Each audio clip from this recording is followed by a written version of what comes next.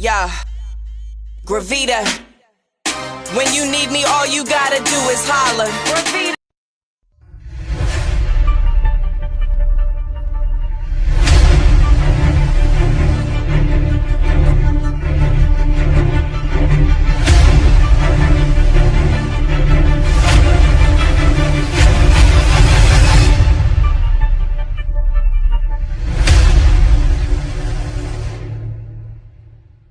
Here comes a new challenger!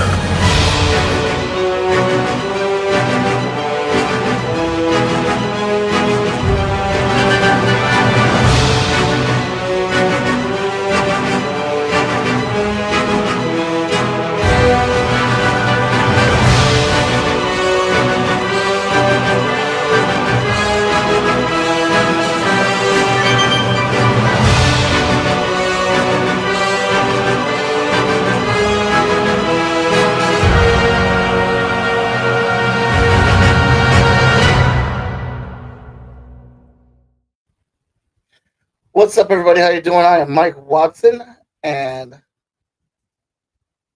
why are these screens being dumb? All right, I'm Mike Watson, aka Most Epic, the publisher of Freestyle Comics, and your host on this show that we call Chat and Draw. Welcome back, welcome back, welcome back. Good to have you all in here with us. To our Facebook viewers, I am sorry. I don't know what's wrong with Facebook. They always want to do some dumb shit. So when I pre-schedule the show, it locks it so nobody on Facebook can see it but me. But if I just do the show, it locks it so only my friends can see. I used to be able to post the show no matter if I posted it or if I just did it or if I scheduled it. I could always go back to Facebook and open it up for public. Can no longer do that.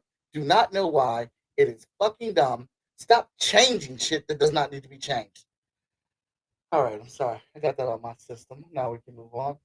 Getting you caught up with everything that's freestyle comics right now. Uh, we're on one more book needing to be lettered and being completed and finished, and then we'll be sending out the digital copies of Emerald Quest, the manga chapters 1 and volume 2. And 5-star packing and shipping is going to begin next week. We're going to do surveys this week. We have the books. Digital copies already went out to everybody for 5-star number 3 to hold you off while you're waiting for your physical items.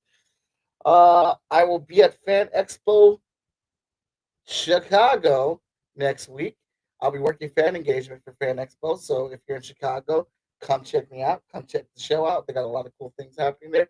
At the end of the month, I'll be at Night. No, I'll also be at Laughing Ogre for a book signing August 22nd. Come check me out, the Laughing Ogre. We'll have the brand new Hotshot 13 and Hotshot Volume 3, which are available at fsknow.com. You can go to our website and get those new issues. Those books are available and they are ready to be shipped out to everybody. And then what else am I missing on here? Making sure I got all the rundown. I'll be at Nightmare Cleveland at the end of the month, August 29th through the 31st, for that show, which is going to be a really, really good show. And we are sponsored by Clip Studio, which I will be using Clip Studio to draw the image that we are drawing today for our guests that will be coming out to talk about their book and their Kickstarter. I think I've got everything covered. If I've missed anything, we'll come back to that. All right, but let's go ahead and get the show cracking. Let's get it started and bring out our guests in traditional Chat and Draw fashion. Wait a second. A new opponent has interrupted the tournament.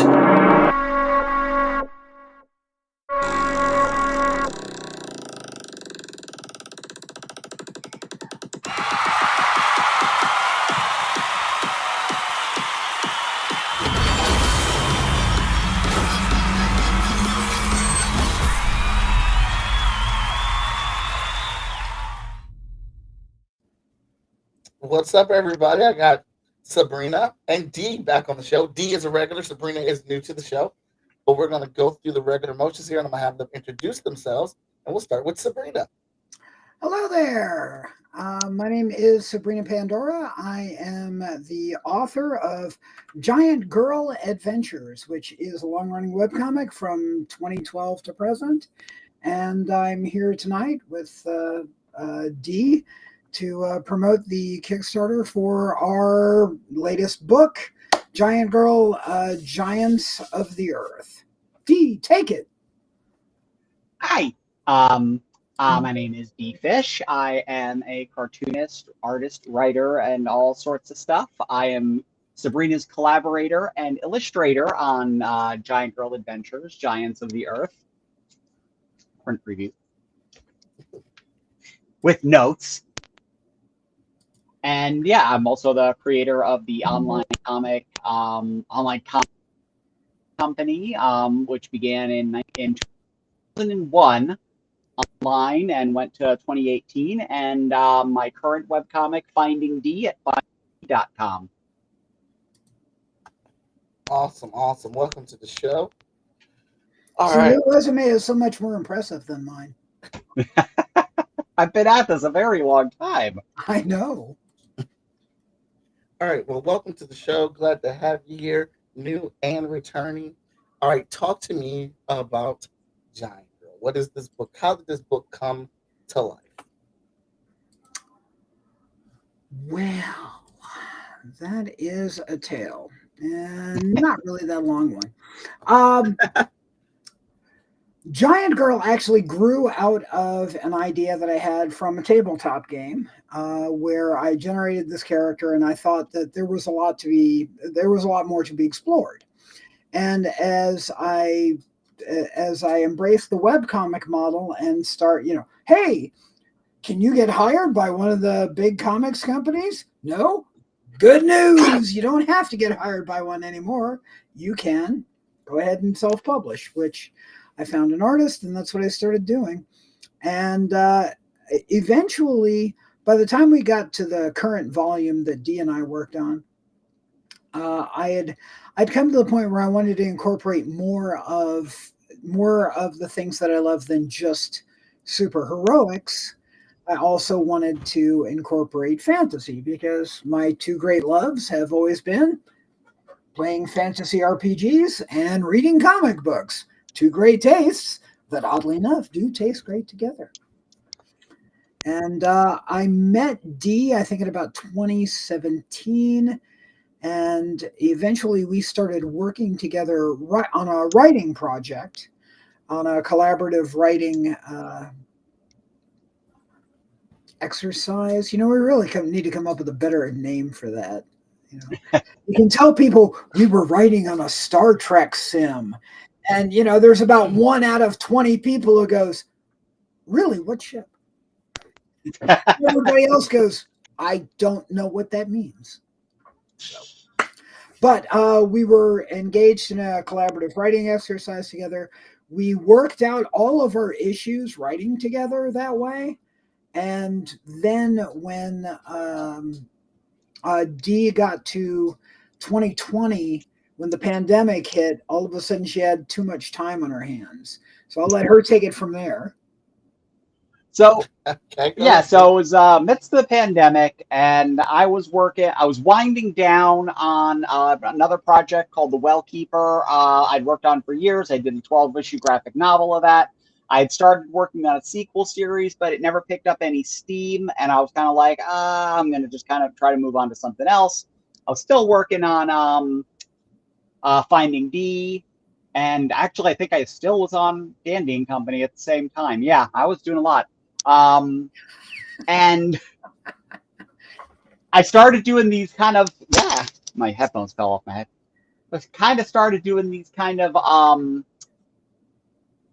like little pinup projects I'd work on in my spare time, of various characters that I was liking, or things of my own ideas, just all kinds of fun stuff. And I was familiar with Giant Girl, and I started working on a little piece for fun, just for for shits and giggles, of Giant Girl in a city, kind of getting into a big old fight with one of her nemesis, Badonkasaurus, which is like one of my favorite character designs from the book. I love that ridiculous character. She is awesome. And I did the piece, and Sabrina liked it, and we kind of started talking, where I was like, okay, yeah, this was a lot of fun, and we broached the topic that I would be willing to work with her on a project. So we started talking, we started planning, and I came in on the issue that was in process of Giant Girl Adventures, which was the 17th issue. And it was about 35 pages in. The existing artist the existing artist had left the project a couple years earlier, and the book had been kind of left in limbo. So we started talking, we started collaborating, working on it, and I came in on page 36 trying to pick up where the other artist had left off. And the more we worked together, the more fun we had with it, the bigger the project got. Was originally, the issue was written as a 100-page giant, and I think we ended somewhere around 170 some odd pages, because we just kept letting that story grow and grow and grow as we collaborated. Eventually deciding that I'll interject there, because part of the reason why the story grew and grew was because when I started collaborating with Dee, I really started getting a much better idea of pacing for a page. Because as Chaykin teaches us, the real estate on the page is a relation of time. And there's only so much, you can't crowd five different actions into one panel. The story needs room to breathe. It needs room to move. You have to let the story play out panel by panel. And I was often very rushed in my storytelling, and working with Dee, I started getting a much better sense of pacing, to the point where I'd start going, hey, this page needs to be broken into 2 pages, doesn't it? And she'd look at it and go, yeah, it kind of does.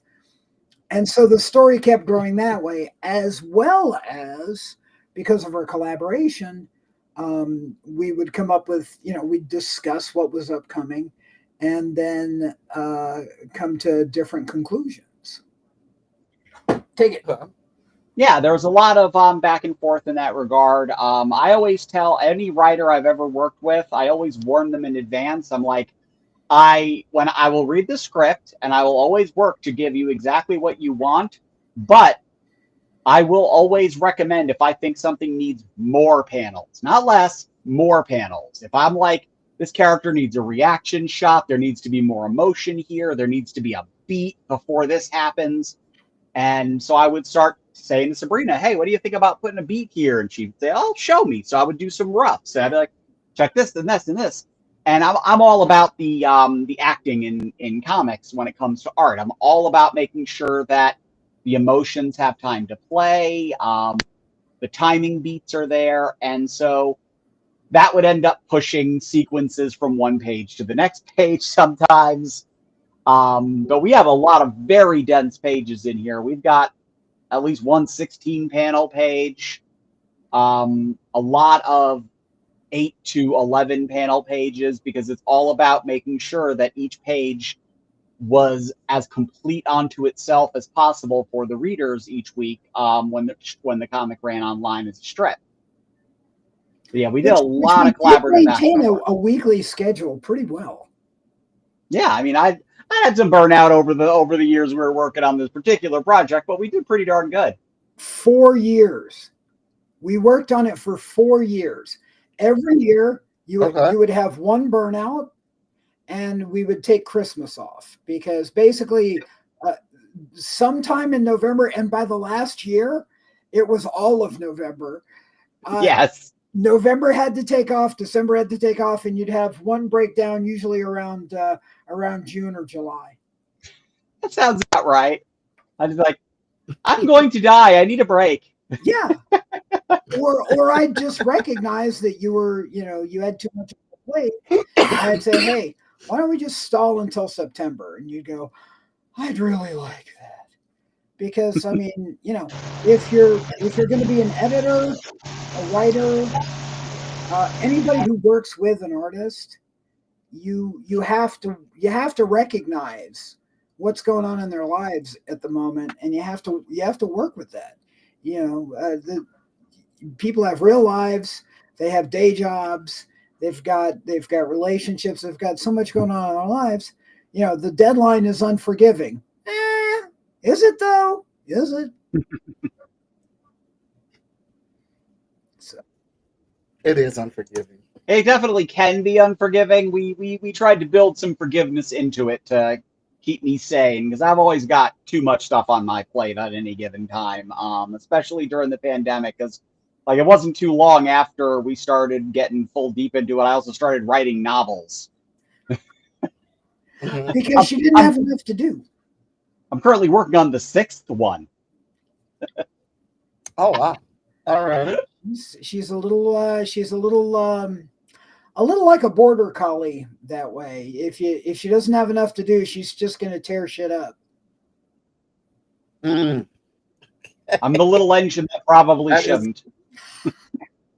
the little engine that probably shouldn't.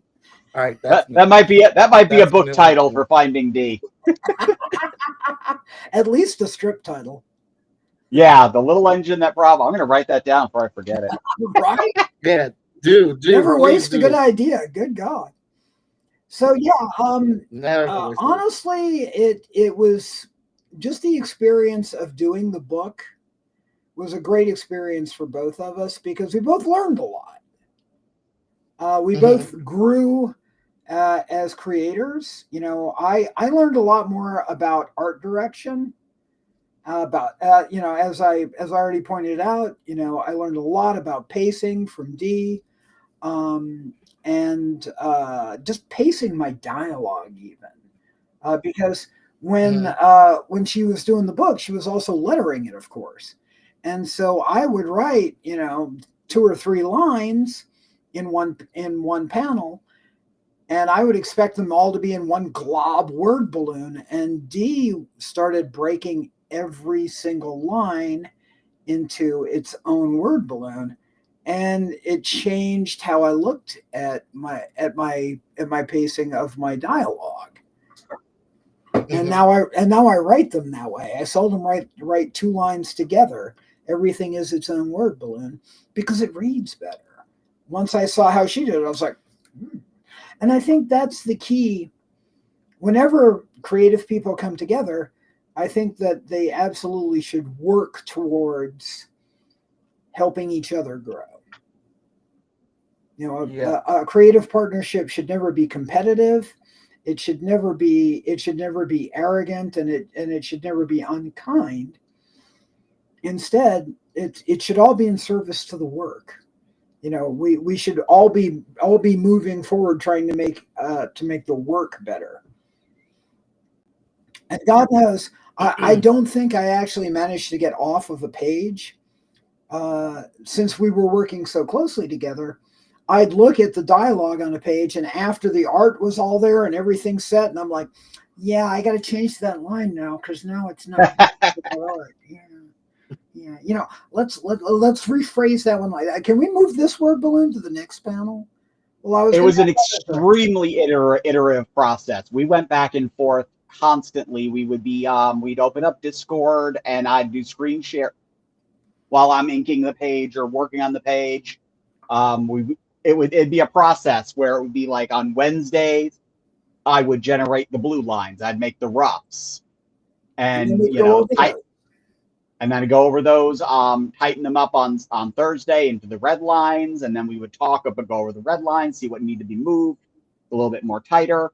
Then usually like Friday, I'd be like sitting. That'd be my day to sit down and just marathon through the inks as much as possible. Early on, we would do that on Discord on the desktop until I started working on the iPad, and then it would be over the phone while I'm inking, and I'll send like screen grabs or Mhm. pictures of panels.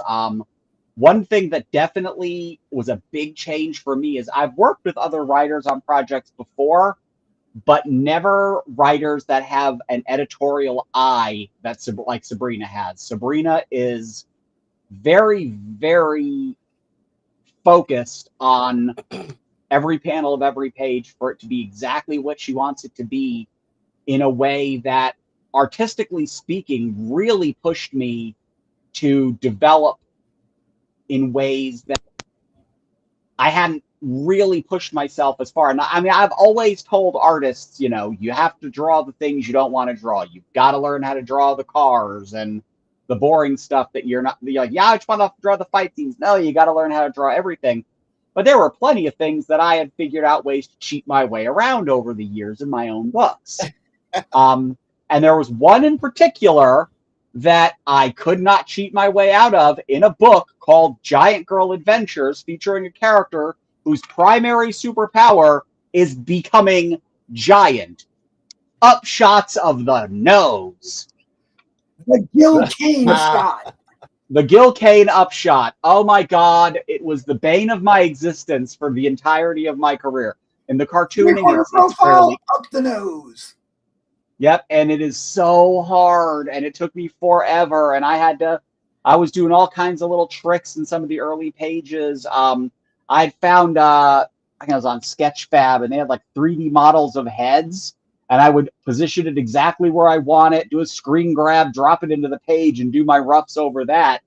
I did that for about 10 pages before I finally, I had practiced it enough and I'd worked with those tools enough to where I can actually do it just by myself now. It took me forever to suss that out. But that was a big advantage of having a strong editorial eye, of someone who will look at the page and be like, could we do this? Could we do that? Could we move this? These two eyes are, this eye is great, but that eye is a little off. And there was a lot of iterative process going back and forth and back and forth. But as a result, to qualify too, oftentimes I would ask for something and would go, hey, can we do this? And she would look at it and say, that's going to be an enormous amount of work. And I'd go, oh, so it's more of a pain than it's worth? I don't think that it's worth all of the trouble it's going to create. No. Okay. But just as often I would go, no, it is worth it. We had one panel, one particularly dense page, and I mean it was a dense page. She was moving backgrounds around to take care of some of the heavy lifting, but all the character work and everything else, it was all right there on the page. It was a very dense, very complicated page.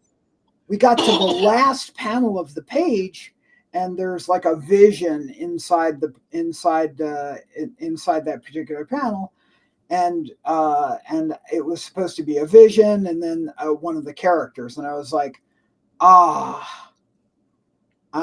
need to change that character in that last panel, because, and I mean, by this point, this was not pencils, this was not inks, she was on final tones, and we're doing the final polish on that page, and I'm looking at it going, I am so sorry, but this is why it needs to change, and I realize that I'm an absolute jerk for this, and I'm so sorry, but seeing the page, I realized this, and she looked at it and she said,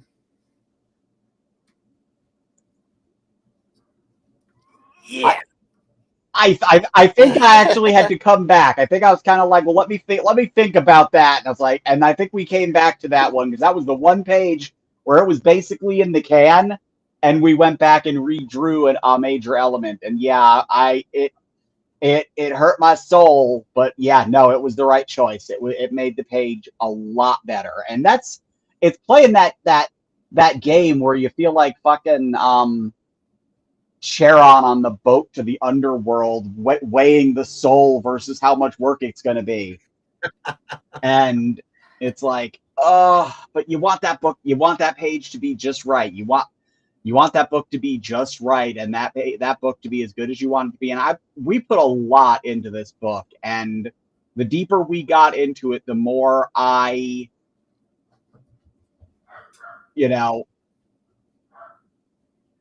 lot of that time blurred together. And, now I look back on it and you barely even remember that it was, some of these pages would take 4 or 5 days to get right, not straight. I mean, I have a day job and other crap I do, not working straight through all the time. Right. But at the end of the day, we did about 4, maybe 5 editorial runs of the book after it was finished, give or take. And there was that moment where, a lot of artists, you're not supposed to sit there and go, God damn it, I did some good shit. But we went over that book a bunch of times and God damn it, we did some good shit. And, we're really proud of it. I think it's some of the best art I've ever done.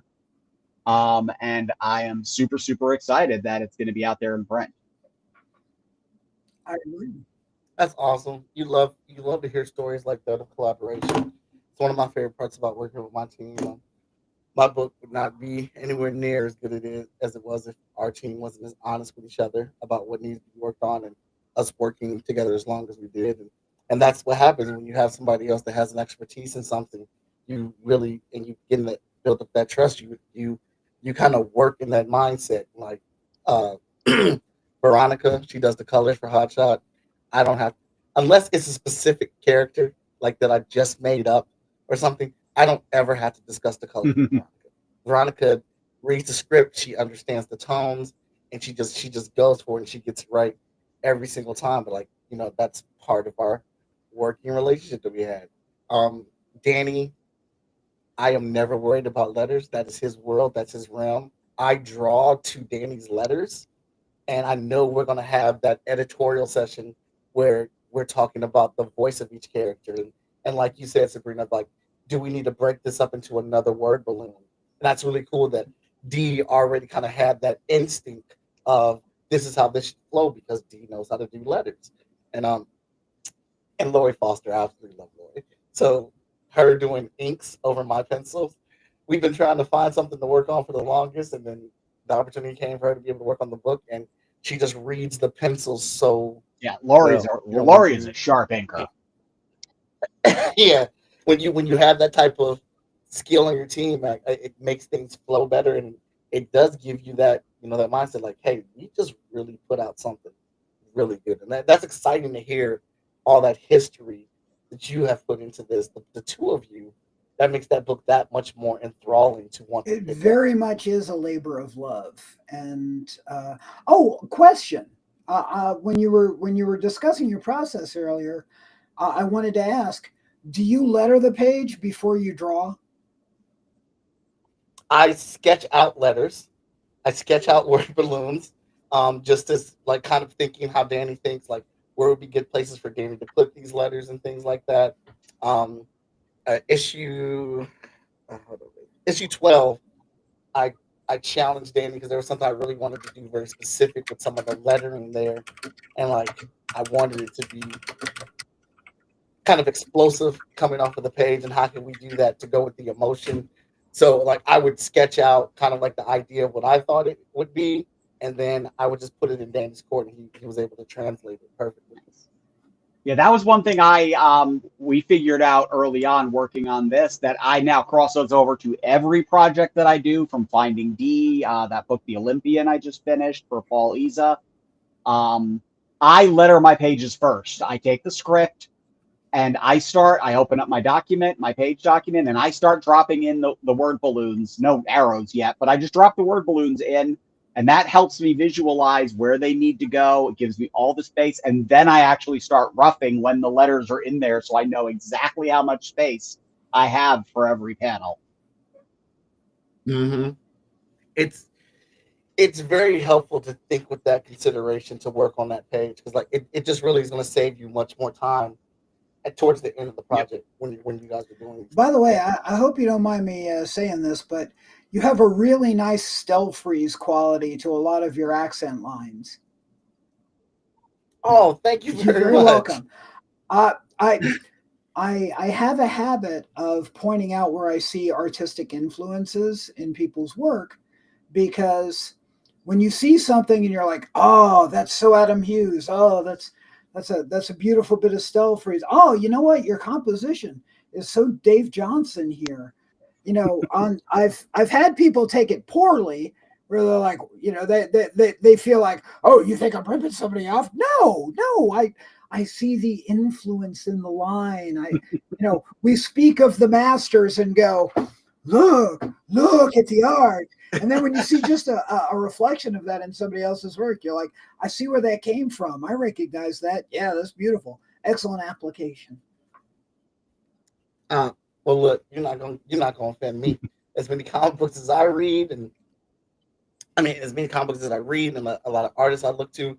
I mean, I just kind of like have this storage in my head of just like even stuff that I saw when I was young. Like, I really like how that admin is drawn. I like how they use that angle. I like how they do their fingers and their hands. So Oh yeah, I appreciate that comes up all the time. Like if I'm drawing a character and they're just doing this with their hands, it's like, oh, it's the Art Adams cup hands.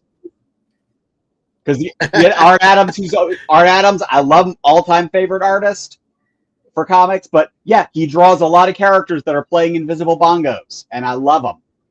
invisible bongos. Hey, you gotta Although love sometimes I'll come in and I'll be like, all right, what I want you to give me a big Kirby hand in the camera like this. And by God, I will get a big Kirby hand. Sometimes it's the shorthand. We all have the same love of comics. It's a shorthand that we can all speak to each other.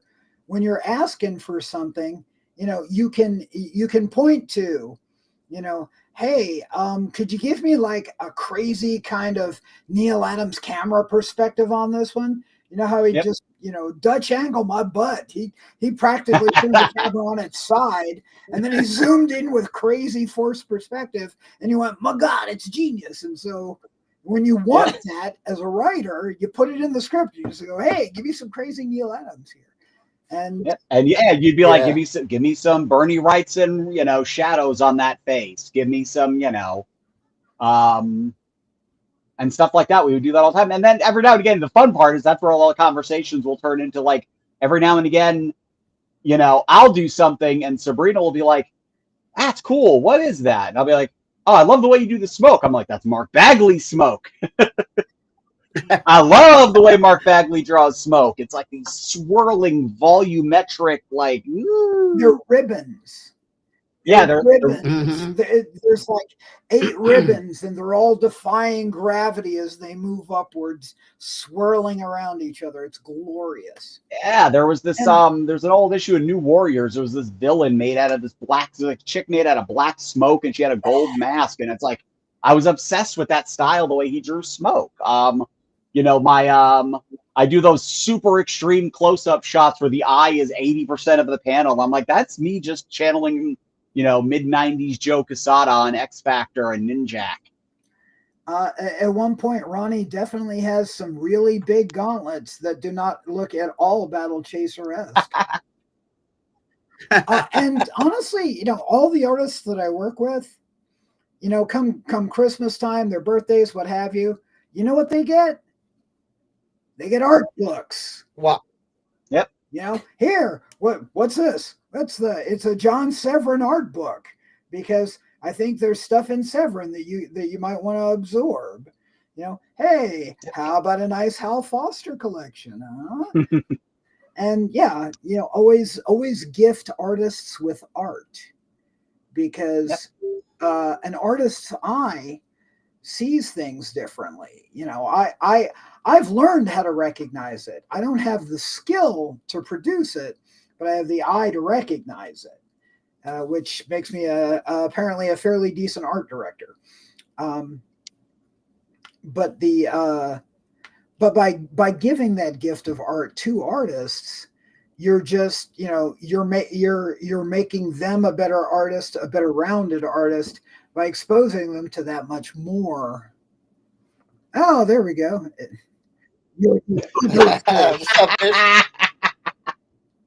Battlefish. I was going to say. And then they came at each other. That's my that's my Battlefish nemesis. Should we cue up the Star Trek fight scene music? Oh,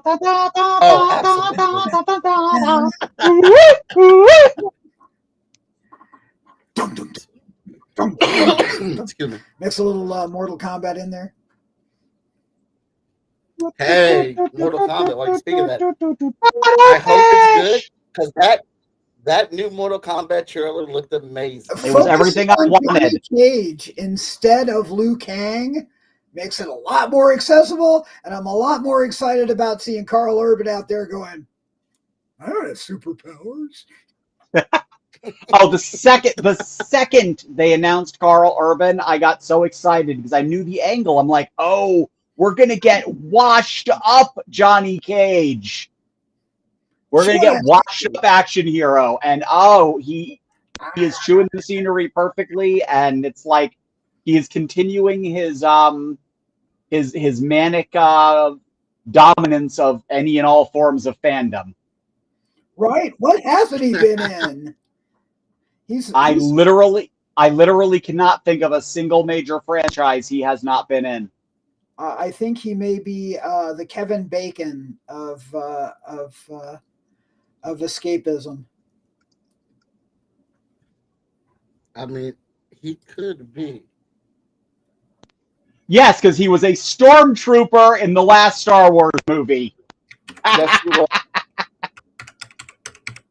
Hi, Sarah. What up, Sarah? So because See, now you got me.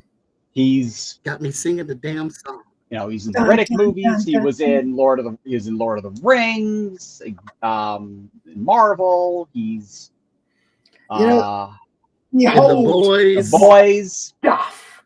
Yes. The best executioner ever. Yep. His death didn't have the gravitas that it did in the comic, but it was still awesome. And he sold the heck out of it. And yeah, like he is in everything, and like literally just channeling the ghost of DeForest Kelley when he was Bones. And when have you seen him in something and gone, wow, he was really miscast here? Never, not once ever. No. No, yeah, I've never said that about he's like the O positive of actors. He's a universal donor. You put him in anything and you're like, cool, good job, Carl. There are several actors where it's just like, I don't care what the demographic for that part is. I'm down with that actor playing them. Mm-hmm. The Elephant Man, starring Dwayne Johnson. That's not it. No. Not it. Oh God, no. It's the first thing that came to mind, and it really worked for its job, I thought. That is Heidi's all-time favorite movie. That is the movie that her knee bends to. That is. Aww. She can watch that drop of a hat, makes her cry every single time. I mean, it's a gorgeous movie. I'll always love the story, that quote, because it's like one of those things where a lot of people don't know that Mel Brooks was the executive producer, and that beautiful retort to the studio about, go fuck yourself, you have no notes. They did a test screening for the executives, and they were like, yeah, we have notes. And he said, you misunderstand. You put up the money, we create the product, you don't get a say. And that's one of those where you go, Mel Brooks will always be my hero. The Schwartz is with him. Yes. Yep. That's a good thing we're digital. Oh God, so many times. So, I was working that library conference a few weeks ago, and so many times I'm sitting there with paper, and I'm like, no, it doesn't work. Batman starring Betty White. I could see it. Well, I'm Batman. So and what is coming out that you are excited about? Tomorrow is Thursday, so I'm super excited for Star Trek Strange New Worlds. Always. Sabrina and I are both massive Trekkies, and you usually get to see it in the evening after Wendy gets home. Heidi and I wake up early to watch it first thing in the morning while we're getting ready for work. Okay. That is our jam. I'm trying to think about what's coming up in movies. Peacemaker we made it too. Oh, Peacemaker season 2. Yes. Very excited for that. Alien Earth is coming, I think, in a week, and I cannot wait for that. It looks so good. Predator Badlands. Oh, I can't wait for that. That looks so good. Yes. I'm super excited for this Aliens Earth. I love that it is a TV series. I hate that it's week to week, but I do like that we're going to get to have these different episodes. And the fact that they're introducing 4 completely different aliens Yes. that are not xenomorphs has me Yep. charged. I was really questioning this. Like, how are we going to put aliens on Earth before Ripley even fought an alien? Like, how are we doing this? But the more and more I see from it, the more and more I'm like, all right, I'm gonna let them cook. I'm gonna Yeah. let them Yep. cook. Look, I'm here for it. that's always the And thing that I always say to D. I'll have a layout recommended in my head, and I put it on the mhm, page, and she'll look at it, and she'll read it over, and she'll draw it the way that I asked. She'll rough it in the way that I asked it, and then she'll go, "So I had another idea." And what I always say is, "Okay, show me." Because that should always, in a mutual creative environment, that should always be the answer. I got an idea. Okay, show me. Because it's liable to be a better idea than what you come up with in the first place. So, and for that show, I'm right there with you. Okay, show me, yeah, Yep. and I'm excited to yeah. see it. Let me see what Now, for me though, let me see what you guys got. every time Sabrina says, "Okay, show me," not because I'm a Stephen King fan and a John Carpenter fan, it's that scene from Christine. The car's all f***ed up and crushed, and he stands in front of it, and it pops, and he's like, "Okay, show me," and then the lights, Yeah, and then the music starts. But yeah, show me. That's like one of my all-time favorite shots in any movie, in anything ever. I love that one scene. I mean, I love the whole movie, but that one scene, the fucking lens flare on the headlights turning on, gorgeous shot, great music sting. Chef's kiss. I am yeah. currently watching the last episode. I haven't seen the last episode, but I've been watching Duster, I've heard of that. which Okay. I forget what network it's on, but one of the streaming services we're watching, and it's been a lot of fun. It's a really nice '70s period piece, and I'll have to they went to Vegas for the last one, which was 1970s Vegas was really cool. Yeah, I see you looking at that pine cone or that pine tree generator, D. Oh, no. I'm pondering because I am not huge on the 70s like aesthetic thing, but Heidi is massive for it. That is like that show The Deuce. Uh-huh. She's watched that like 5 or 6 times through. She is huge fan of that. So and Duster is a crime drama, but it's not not a oh god the humanity crime drama, but more of a cops and robbers. okay. The tense moving around of trying not to get caught. Yeah. It's really it's engaging, Nice. and it stars that guy from Lost. For the guy who always called the Wasp Freckles. I fell out of Lost real fast. Way too much mystery box writing for me. Oh, you know what? You know what killed Lost is they didn't have a plan going into it, and then once they started realizing they were just pulling rabbits out of a hat, they kept trying to stay ahead of the fan theories. Yep, that's always. It's the same thing that killed the X-Files. And it's what killed. And I think it killed Game of Thrones too, because they were so insistent on trying to shatter expectations with basic. It's like shock bait. And there's a podcast I love from Overly Sarcastic Productions. They did one Trope Talks on twists in movies and books and whatnot, and they talked about the twist in Game of Thrones, and it's like it's and she used the analogy. Red used the analogy from the old Hitchcock thing about the bomb under the table. About the suspense rule. If you have a bomb under the table and it explodes, you get shock, but you get suspense if the audience knows it's there for 5 minutes with the timer. The whole time we're waiting for it to explode or for something to happen. And it's like, but if that's what you're setting up, you don't win because a clown runs into the room and stabs somebody. There's something to be said for an ending of something that is satisfying because the buildup was solid and meant to be. Ha! Nailed it. Yeah. Yeah.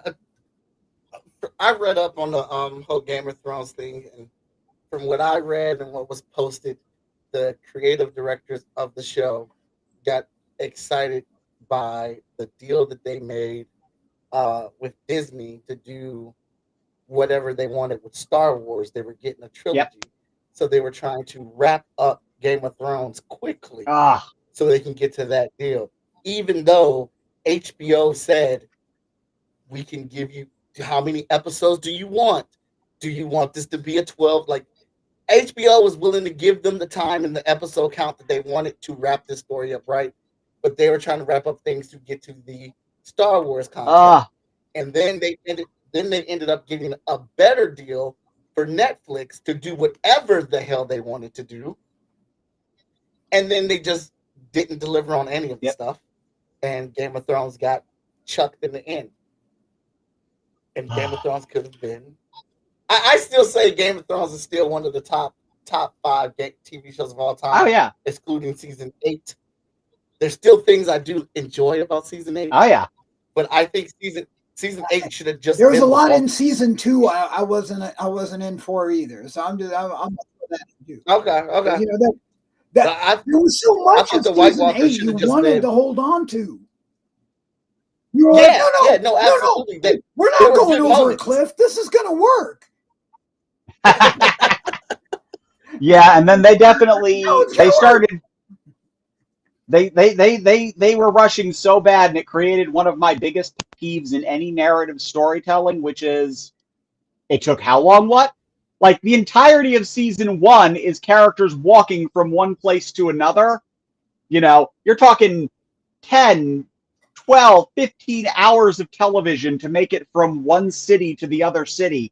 And then season 8, characters are speed running 3 times in one fucking episode. The entire length of Westeros. I just ran here from the wall. Well, Daenerys is flying the dragon. A mathematician worked out that Daenerys apparently can hold on to the back of a dragon that is traveling at 780 miles an hour. So she apparently, her grip strength can exceed the speed of sound. Because that's how fast it had to be moving. It's all in the thighs. Yes. That's all in that the is thighs. Such that was something that it bugged me until we wrote our Star Trek sim. And we planned out an entire storyline that involved the characters having to get from the neighborhood of Earth to Romulus, worked out the fucking math and figured out how long that would take at different warp speeds. And I can never watch Star Trek First Contact the same way again because the Enterprise E makes it from the neutral zone back to Earth in one cut. And I'm like, at warp 8, that is a 2-week journey.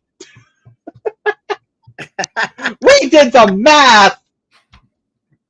And that it comes up. I'm on one of these werewolf books, and they take place, half of them in either Tampa or Scotland. And I have okay, if my wake in Tampa, where the fuck are the Scottish characters? They're in bed at this exact time, and it's going to take this long to get there. And I do not fudge travel because it pisses me off so much now whenever I see it waved off like it doesn't matter. No, it matters. You can't just cut and say they're in England and play London Calling. No, you need to time to have passed. Well, it does show. Oh, by the way, Heroes of Crash, Lost, the show whose title describes the audience's attention. Yeah. Oh, you win the internet today for that one. Yep. But that's the problem with J.J. Abrams in general as a storyteller, is that he is obsessed of the mystery box, but he doesn't give a shit what's in the box. All he cares about is building up what is the mystery, what is the twist. And he doesn't care. I mean, it's Rise all of about Rise of Skywalker. Cleverer than you, the audience, and man, you cannot have that adversarial relationship with your audience. Which is why he set up so many mystery boxes in Star Wars Episode 7. No clear idea of what he wanted to do with any of them. And so many of them fail. See, and I was very excited. I was fine with Episode 7. I was fine. I was very excited by Rian Johnson's Star Wars.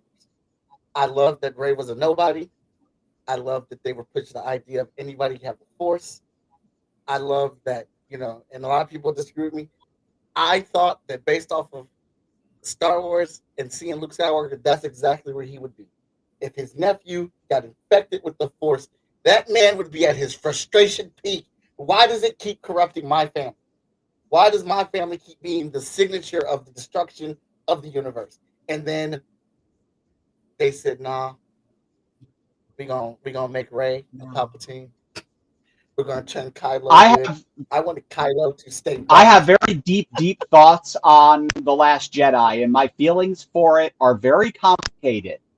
It is a movie that I feel is an exceptionally good movie. Great performances. It is very well written. It is very well directed. I just personally disagree with a lot of the core decisions made in regards to the characters. Like, I disagree with the direction they took with Luke. I think Mark Hamill fucking did an amazing job, knocked it out of the park, made me believe it. I didn't like the angle they took with Finn. I'm like, do we really need to see him go through the motion of discovering Empire bad again? Like, he did that already. Stop making obsessed with Rey. Let him move on. I was very intrigued by when I read what the Rise of Skywalker was supposed to be when Colin Trevorrow was working on it, and that was a much better premise. Kylo Ren stayed bad. I want Kylo Ren to stay back. Rey, because she doesn't just put a fucking band around the lightsaber and the lightsaber's okay again. The Kyber crystal cracked, and she literally made her staff into a double-edged lightsaber.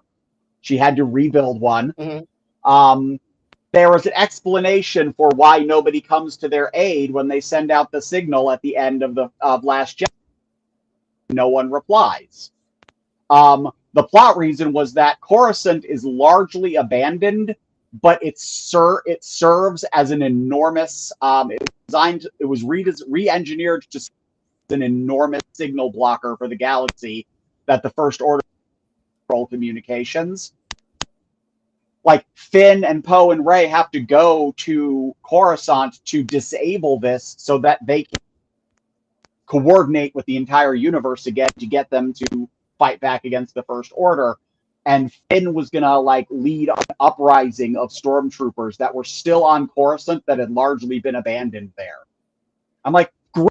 Everyone had a great arc, and they didn't say, also, let's take the first Latino male lead in a Star Wars film and turn him into a drug runner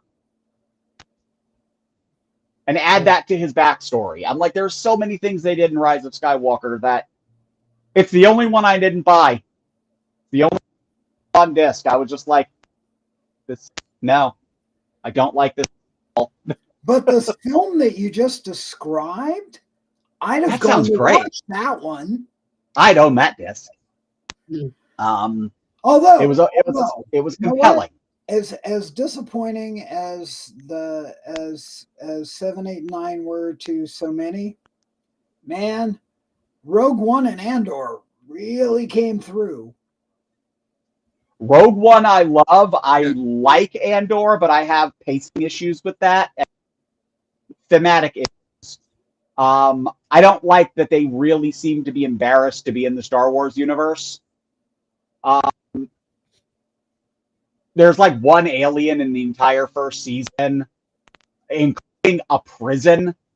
where there's like, wow, really? The Empire considers aliens to be the number one minority in their world order. Shouldn't the fucking stock with them? If you had removed a lot of the scenes of space travel in Andor and replaced them with like pictures, told me that was a prequel to the Hunger Games, and I would have believed it. Not a prequel to the Hunger Games. It was almost kind of dystopian. Second season, I haven't gotten into that yet, but I've seen a lot of that makes me think, oh, no, they're definitely to what I'm more accustomed to. But I have been a big fan of a lot of the things that they've done. I've enjoyed a lot of the newer stuff. I really enjoyed most of Obi-Wan. I enjoyed most of I enjoyed The Acolyte. I enjoyed Andor. Even Solo. Everyone wanted to rag on it. I'm like, this is a perfectly serviceable, solid, good movie that just didn't really need to exist, but I still enjoyed it. I enjoyed Solo. There's parts of Obi that I don't care for, but I'm willing to deal with Obi just to get those confrontations with Darth Vader. I thought Acolyte was great, and I really want a second season of it. What I loved about Acolyte is how they really pushed the idea of how the Jedi were beginning to fumble. How there were some people in the Jedi Order who were elitist, and they thought they knew better, and because there's always those sections, with their nose up. There's always those sections in groups like that.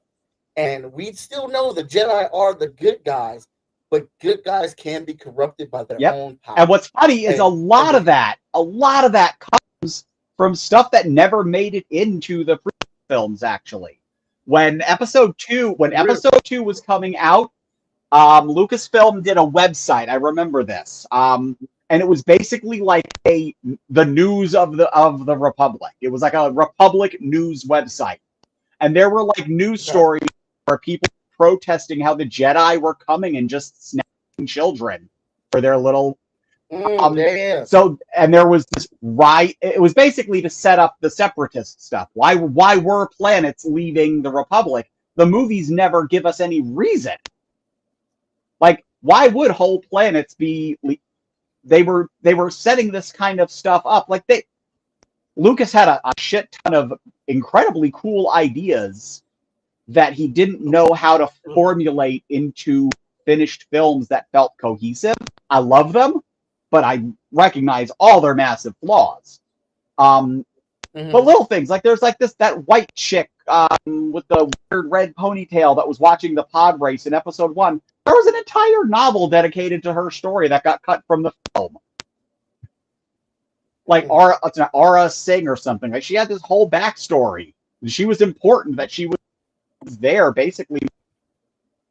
All these weird little things that got cut that were planned and intended. And a lot of that is what built into stuff like The Acolyte, where, oh no, you had Yoda and Mace Windu sitting right next to Palpatine and had no fucking clue he was the Sith Lord. And they were that blinded, and Yoda is one of the bigger problems because he was so completely myopic that he never saw any of these things coming.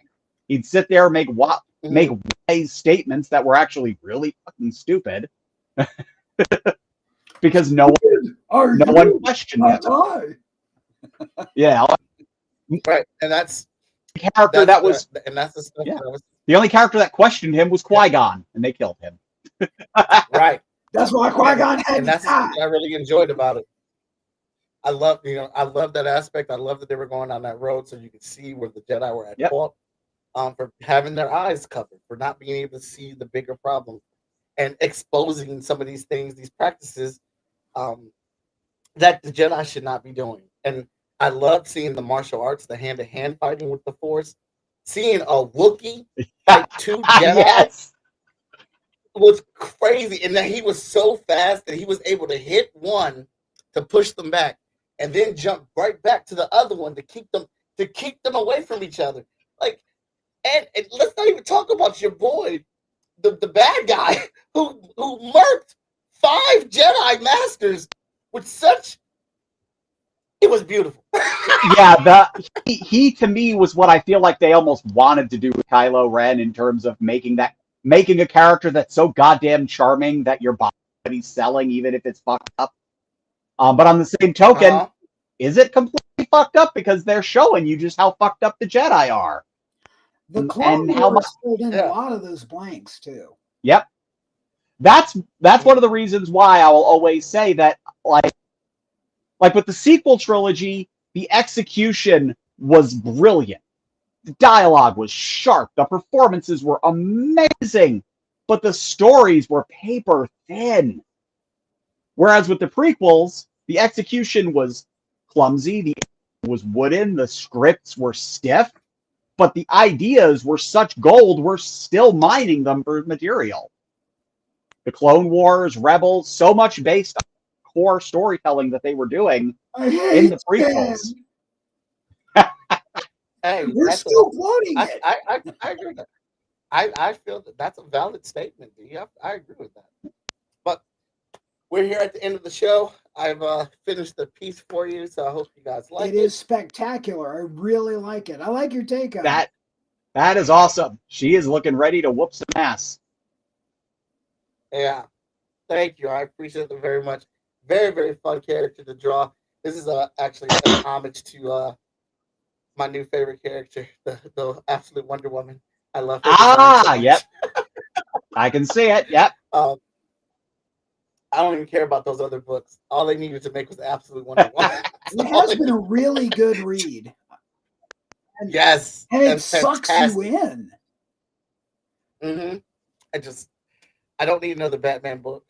Superman looked really cool. Superman does look cool, but I've seen Superman's origin. I tried getting into Absolute Superman and it failed. It failed to capture me, but I will have to give Absolute Wonder Woman a try because I've heard nothing but good things. Yeah. Absolute Superman.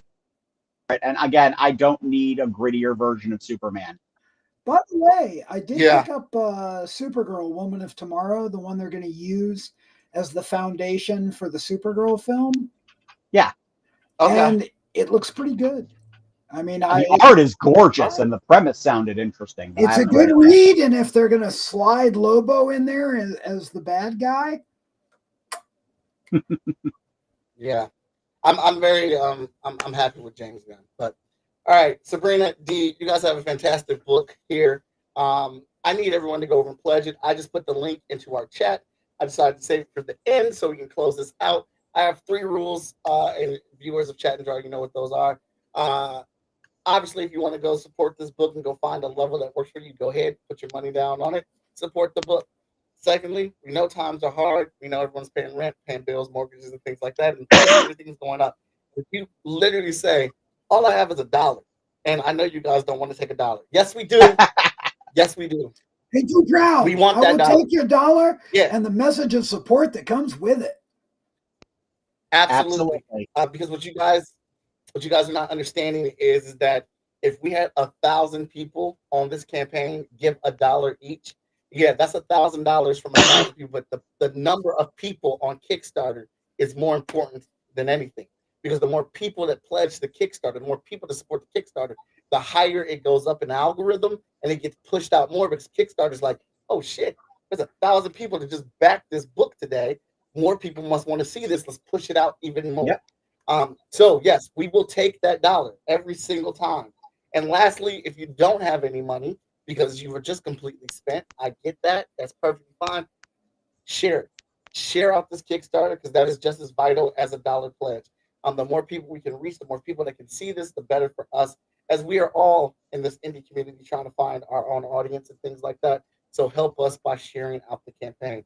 I'm telling you right now, just from this conversation, this is the first time I ever spoke with Sabrina, but I love the way this woman thinks, and I'm enjoying this conversation very much. And I've been a big fan of Dee since I've met Dee. She's even done a couple covers for us at Freestyle Comics. The artwork for Dee is amazing. All right, so I don't see how you're losing in this deal. I don't see an L anywhere here. So please go over and support this Kickstarter and help make it happen and bring it further to life to reach more people. I want to thank you all for tuning in tonight to see Chat and Draw. And this is yours, Sabrina. You guys can do whatever you want with it. This is y'all's piece to have. Thank you. Thank you very much. Thank you very much. Thank you.